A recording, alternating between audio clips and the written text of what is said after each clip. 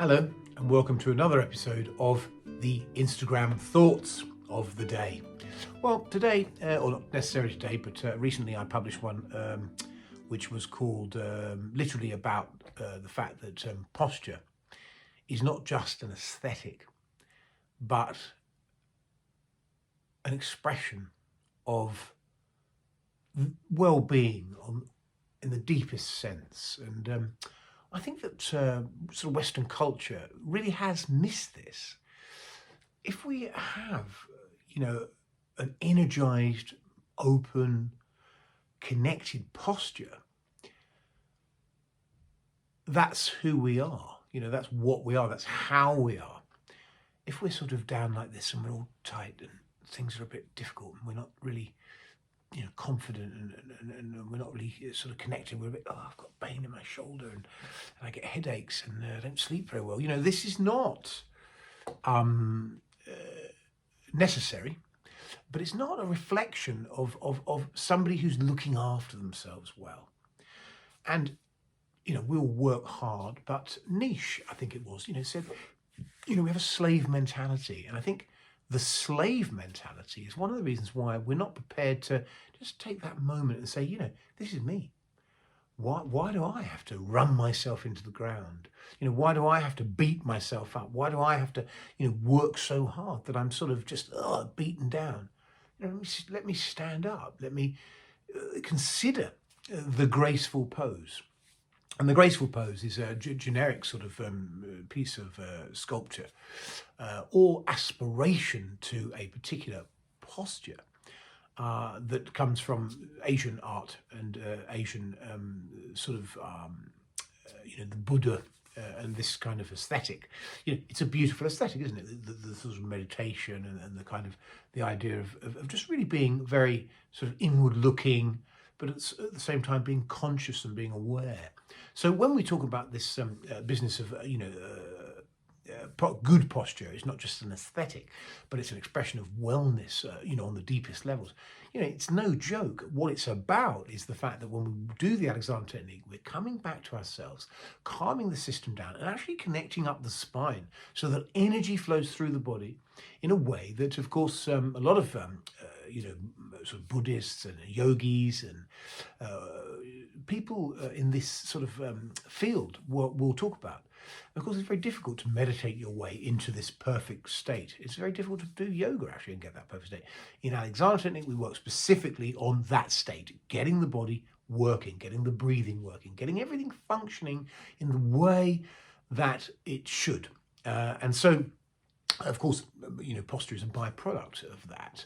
And it does not, or it is not the central objective, because that is in fact quite superficial. And that's what I mean when I say that it's an expression of wellness on the deepest levels, because in fact the thing is that what we're really trying to do is reorganize the body and the mind and bring more harmony into, everyday activity, playing the piano, cooking the dinner, whatever it is, actually just generally having a conversation, and so, we really need to consider that, as perhaps something that we need to reintroduce into our culture, because, we don't have that, If you look at any of the pictures, the paintings on your wall right now, do you see any that reflect this absolute truth that posture is not just an aesthetic, but a reflection of wellness, at the deepest levels?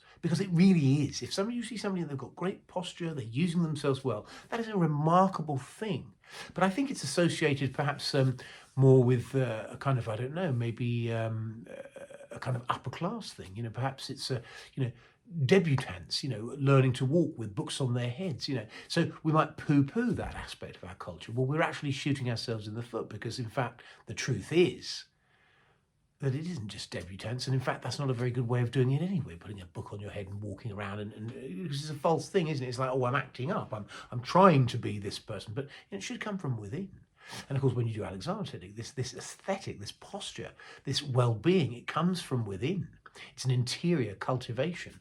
We're literally thinking about how we are, and we're generating and cultivating that well-being as soon as we get up, because it's the central thing in our lives. So I think it's worth thinking about this, looking through art history. We see, when we think about art history, we sort of go back to the Greeks, and we see this sort of Venus and this Adonis. The Adonis is a very muscular, macho guy, and of course the aesthetic of the Venus is beauty, perhaps erotic beauty, but it isn't a spiritual beauty. And what I'm trying to talk about today is that, in fact, there is this spiritual beauty, and it's not expressed in our history, in our cultural history.